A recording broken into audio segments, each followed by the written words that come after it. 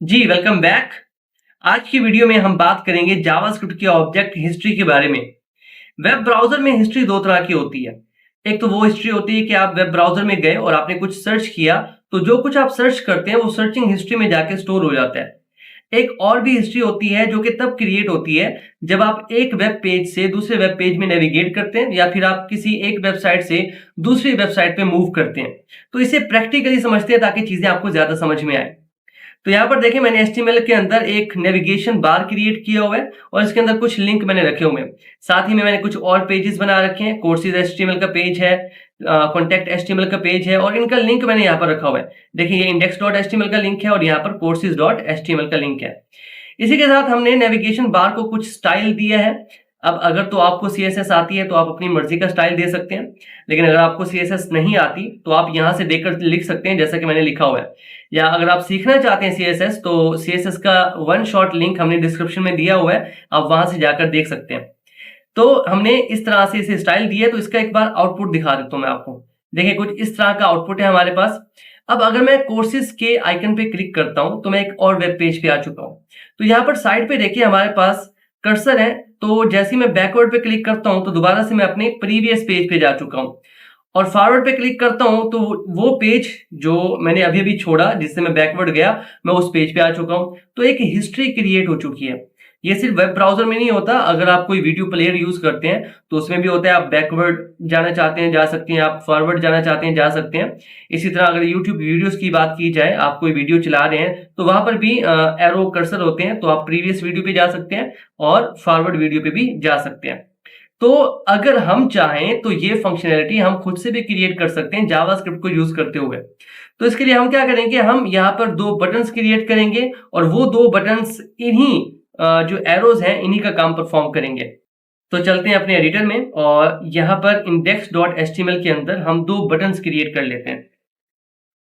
Button 1 और इसे नाम दे देते हैं बैकवर्ड। एक और बटन क्रिएट कर लेते हैं और इसे नाम दे देते हैं फॉरवर्ड।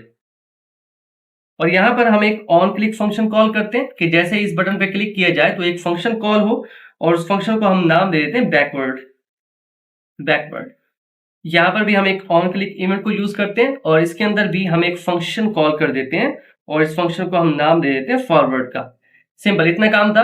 इसे सेव कर लेते हैं और दोबारा से ब्राउजर में चलते हैं, इसे रिफ्रेश करते हैं तो यहाँ पर देखिए बटन्स आ चुके हैं। एक काम करते हैं, बटन्स और इस नेविगेशन बार के दरमियान में ना हम थोड़ी सी स्पेस लेके आते हैं। किस तरह से होगा, सिंपल यहाँ पर आके ना हम स्टाइल टैग का यूज करेंगे और इसके अंदर हम मार्जिन टॉप सेट कर देते हैं 10 पिक्सल्स कि टॉप से ना ये 10 पिक्सल्स डाउन नीचे आ जाए। सेव कर लेते हैं इसे। अब इसे अगर मैं रिफ्रेश करूं तो यहाँ पर देखें ये सेट हो चुका है। अब इनकी फंक्शनैलिटी को सेट करते हैं, लेकिन यहाँ पर एक और बात बता दूं आपको कि अगर मैं कोर्सेज के सेक्शन में जाता हूं तो यहाँ पर मुझे बटन्स नजर नहीं आ रहे, तो मतलब ये बटन्स हमने इसके अंदर भी लगाने। तो एक काम करते हैं, हम यही कोड जो है ना इसे यहाँ से कॉपी कर लेते हैं और कोर्सेज के सेक्शन में जाके यहाँ पर इस कोड को पेस्ट कर देते हैं। चलिए इसे सेव कर लेते हैं। दोबारा से चलते हैं अपने index.html के अंदर। अब यहाँ पर देखिए इसे रिफ्रेश करते हैं और कोर्सेज में जाते हैं तो यहाँ पर देखें ये बटन्स यहाँ पर भी अवेलेबल हैं। चलिए इतना तो हो गया, बैकवर्ड जाते हैं और अब इनकी फंक्शनैलिटी को सेट करते हैं जावास्क्रिप्ट के अंदर। सबसे पहले हमने फंक्शन क्रिएट करना है, फंक्शन, और फंक्शन का नाम हमने रखा था बैकवर्ड के लिए बैकw, तो इसी को हम यूज करते हैं बैकw पैरेंथेसिस और फंक्शन की डेफिनेशन। अब इसके अंदर सबसे पहले हम विंडो ऑब्जेक्ट का यूज करेंगे, उसके बाद हमारे पास हिस्ट्री होती है और हिस्ट्री के अंदर हम यूज करना चाहते हैं बैकवर्ड को। तो इस तरह से ये काम तो हो गया। इसी तरह से हमने एक और फंक्शन क्रिएट करना है और ये फंक्शन है हमारे पास फॉरवर्ड के लिए, तो ये हो गया फॉरवर्ड। नाम देख लेते हैं, हमने इसे दिया था FARW, तो यहाँ पर FARW। चलें जी, पैरेंथेसिस और साथ में डेफिनेशन, और इसके अंदर भी हम सबसे पहले विंडो का यूज करेंगे। विंडो के अंदर हमारे पास है हिस्ट्री और हिस्ट्री के अंदर हमारे पास होता है एक फॉरवर्ड का ऑप्शन। चलें जी, यहाँ पर फॉरवर्ड हमने पूरा लिखना है। ये रहा फॉरवर्ड पैरेंथेसिस, इसे टर्मिनेट कर देते हैं, इसे सेव करते हैं और चलते हैं अपने ब्राउजर में। इसे रिफ्रेश करते हैं। अब मैं कोर्सेज के सेक्शन में जाता हूं और जैसे बैकवर्ड को क्लिक करता हूं तो देखिए दोबारा से मैं यहाँ पर आ गया और फॉरवर्ड को करता हूँ तो दोबारा से कोर्सेज में जा चुका हूँ। तो इस तरह से आप चाहें तो ये फंक्शनैलिटी आप खुद से भी ऐड कर सकते हैं बटन्स को यूज़ करते हुए।